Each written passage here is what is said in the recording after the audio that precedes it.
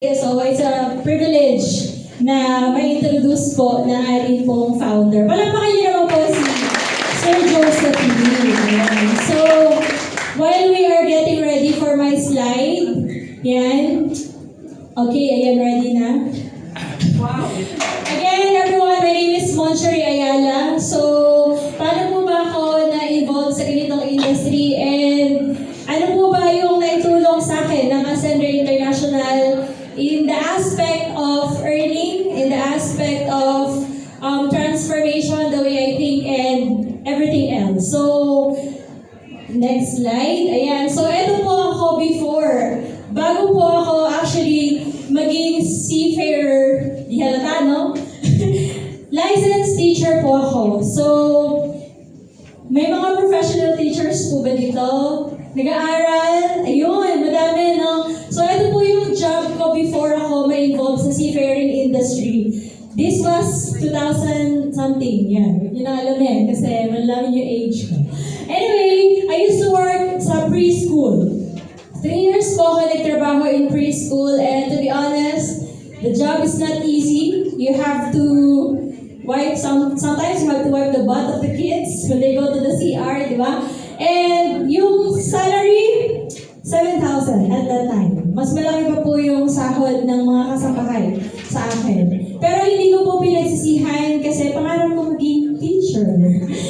Pinag-aralan, pinagsumikapan, nakagraduate para maging isang guro. And hindi ko po akalain, wala pong masama sa pagiging teacher. Pero dahil sobrang laki lang po talaga ng pangarap ko, marami akong gusto marating sa buhay, I decided to shift a career kahit hindi ko career ko. Napapunta po ako sa seafaring industry. And ang biro po sa akin, if you're going to look at me right now, I'm very petite, very small. So some of the people there, akala nila bumili lang ako ng suka sa barko. Kasi,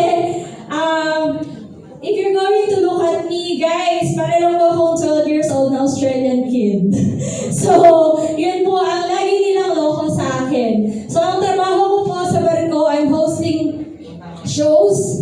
Ayan, so mga kid shows, family parties, and sometimes, I'm also manning the water slides. So sa mga nakapag-cruise ship na may water slides po talaga, it's for free, everybody can go in there. And there are times na talagang malamig. So even if malamig, syempre ang guests, they don't care kung malamig yan. So punta sila dyan, mag-slide sila, they do whatever they want kasi they are on a holiday.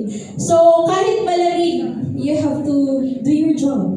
Diba? Pero okay lang, kasi what you get from seafaring, free travel. Sino gusto nun? Everybody wants a free travel, right? And also, malaki po ang sahod sa seafaring industry. Everything is going smoothly, lahat na-enjoy, parang hawak ko na yung beat. Parang hawak ko na yung beat, everything is happening sa gusto ko mangyari. But unfortunately, pandemic came. Everybody's not ready, tama? Yes! At hindi rin po ako ready. Though I have some ipon, pero it doesn't last long. Kasi the announcement of PRRD at the time, it's only for 2 weeks. But unfortunately, it goes on and on until naging 2 years, 3 years, hanggang sa, andito na ako, hindi na ako nakaalas. Diba? Pero you know what? There is a blessing in that particular event in our life. Kasi doon po nag-start yung journey ko sa ganito pong industry. So when I decided at first, I'm very hesitant. Sabi ko, hindi naman siya linya. Bakit ko siya gagawin? Ew! Networking! Ew! Invite! Ew! Like lahat na po ng negative sa networking. Ayoko po talaga. Kasi I remember, matagal na po ako ini-introduce ng ex ko. Kay...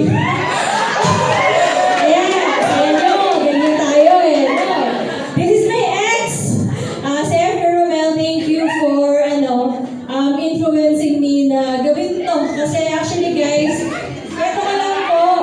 Dito na. Pag love life, ganyan kayo, ayun na. Anyway guys, ang kwento ko lang, naging open ako sa ganito kasi nakita ko na nagkaroon po siya ng result sa industry po. So yung lahat ng mga negative na comment, feedbacks ko on this industry, nagbago po siya. Kasi Aminin niyo sa hindi, to see is to believe tayo, right? And the reason why we are here is for you to see what's your future kapag ginawa niyo po ang Ascend International. So, ganun yung nangyari sa akin. To see is to believe. Because of this person, na-involve po ako sa ganitong industry. Because of this person, nagkaroon po ako ng chance na makapag-upgrade. Actually, he got me a new phone. Yan po yung ginagamit ko ngayon. Sige na, yan po yung ginagamit ko ngayon. Thank you because of this industry. From Oppo, imagine nyo, ang laki na ng kinikita ko. I don't like to mention, but hindi pa man siya 6-figure. I'm more than 50K earning at the time when I was working abroad. But I cannot buy a phone for myself kasi aminin natin at hindi, most of the OFWs are breadwinners and I am one of them. So I cannot even get something for myself. Next, yan, unti-unti na natin nabibili yung mga bagay na gusto natin na hindi ka nagigilting gumastos. Nagkaroon ako ng oras sa sarili ko, maraming time sa sarili ko, na dati I'm going offshore whenever na nakadock yung barko namin to have fun and enjoy the beautiful scenery of one country, but only for 30 minutes up to 1 hour, and then that's it. So it's like visit ka lang talaga, but honestly, you wasn't able to experience what the country has to offer kasi you need to go back sa barko. Otherwise, pag di ka bumalik, wala ka ng trabaho. So ganun siya. And then, of course, ang pinaka-nagustuhan ko sa industry nito, guys, you don't have to choose whether you're going back home or you're going to do your job. Kasi when you are in this industry, when you are with Ascend International, you're going to have a lot of time for yourself and for your family. And just recently, ito po yung isa sa nagpakilig sa akin.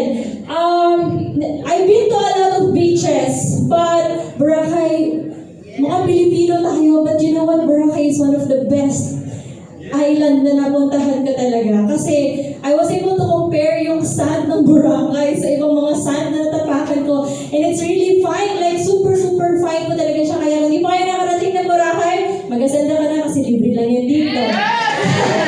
Ayan! So, nagkaroon ako ng magandang experience. So, sorry guys, it's not on a bikini. I'm a very conservative person. But yes, so nagkaya po tayo. And of course, this one is my first time parasailing. May mga karanas na ba mag-parasail? So, actually, I am an adventurer. And kasama ko po dito si SP Erica. And honestly guys, this is one of the best experience that I had in Boracay. Kasi nung nasa taas ako guys, ala, ganito mo lang pakaramdam ng lumilipad. Grabe ang lakas ng hangin, ang lamig, ang ganda ng paligid. Pero pagtingin ko sa kabila, yung kasama ko, malapit nang himatayin. Sobrang, habang nag-enjoy ako, habang pinifeel ko na, oh, this is the world. Actually, Philippines pangalan yan, di ba? But as I was there, doon sa top ng parasailing activity na yan, para na-appreciate ko yung life. Kung gaano kaganda, kung gaano kasarap na mabuhay, kung gaano kasarap yung may pera ka, na nagagawa yung mga bagay na gusto mong gawin. Tama? And, ayan, so, kung hindi nyo pa ito na-experience, kung bata ka pa, gawin mo to, kung matanda ka na, kaya mo pa naman, go, do it. Kasi yung excitement na mararanasan mo dito, hindi mo siya matatawaran. Sabi nga nung kasama ko, mentor! Mas maganda pang pag-inom! Mas maganda pang ma-over kesa dito. Pero guys, hindi nyo masasabi yun kung hindi nyo mararanasan. Hey! Next! Eto pa po. This is not the first time that I got into free diving. It's not free diving. Lagi nasa isip ko talaga dagat, no? Anyway, this is the second time po na helmet dive ako. But first time in Boracay. So, napakasarap po kasi bakit merong malaking part sa akin ng Nagat? Kasi that's where I'm getting all of the finances that I have before I met Ascend International. So, this is like my reset at that time. Talagang sabi ko kulang yung 4 days na nagstay ako sa Boracay. I really had a great time po talaga. And napakaganda kasi kung yung mga isda kinakain nyo lang guys, try nyo namang dalawin din yung bahay nila sa ilalim. So, itry nyo naman para itry nyo na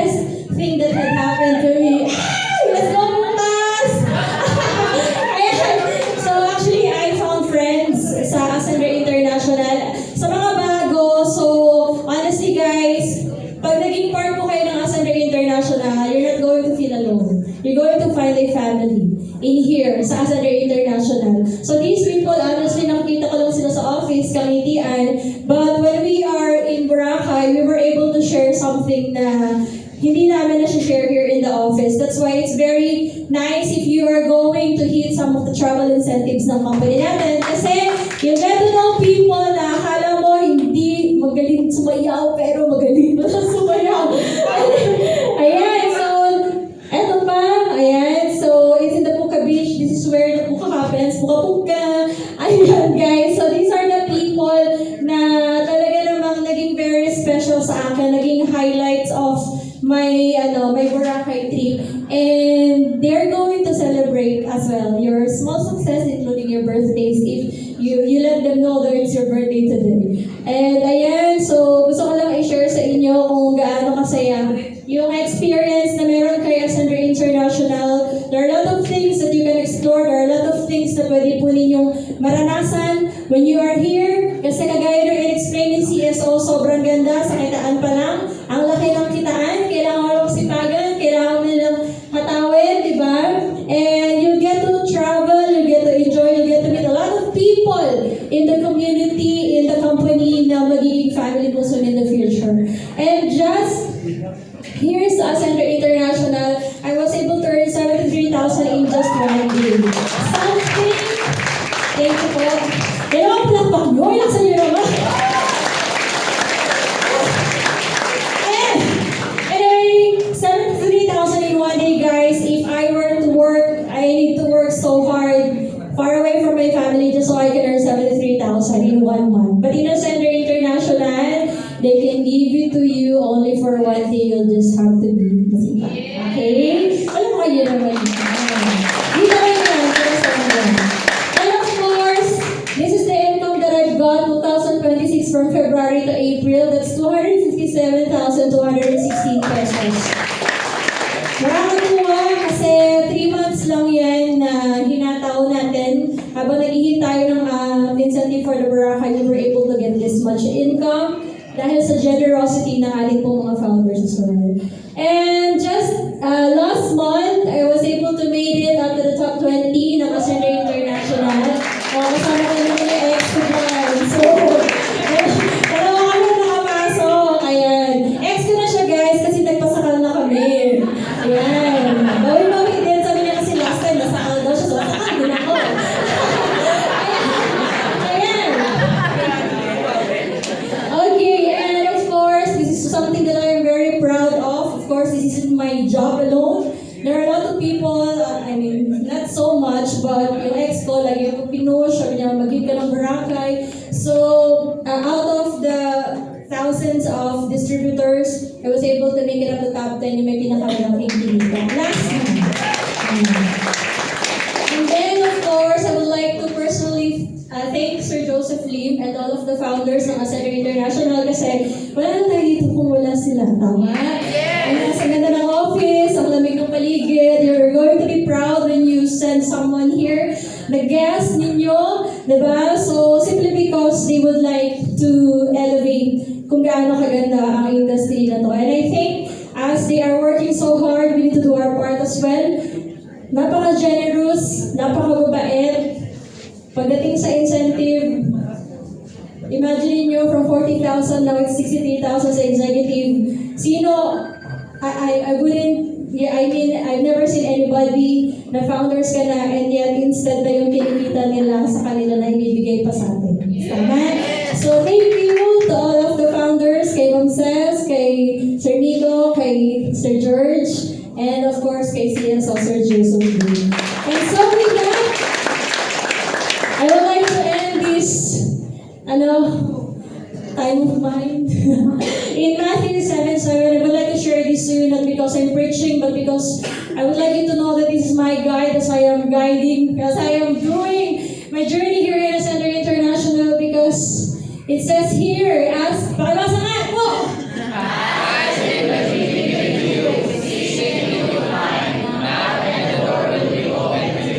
Yes, exactly. It's very, very clear. It's written in there. I know that you are here for some reason. Maybe you guys are asking, what's next in my life? I would like to have a transformation. I would like to have a different way ng earnings na nangyayari ngayon. You're here for a reason, right? And I think you already it. You've been praying simultaneously, consistently, and now that you are here, sitting there, listening sa akin, nakinig niyo din si Mentor Joseph Lim. Now it's time for you to receive that blessing. And hindi niyo po marireceive yung blessing na yan if you're not going to take action. So, always remember, there are reasons kung ba't kayo nandito. There's also a reason why I am here right now, standing in front of you, shaking to the bone. So, sobra na po yung nervous.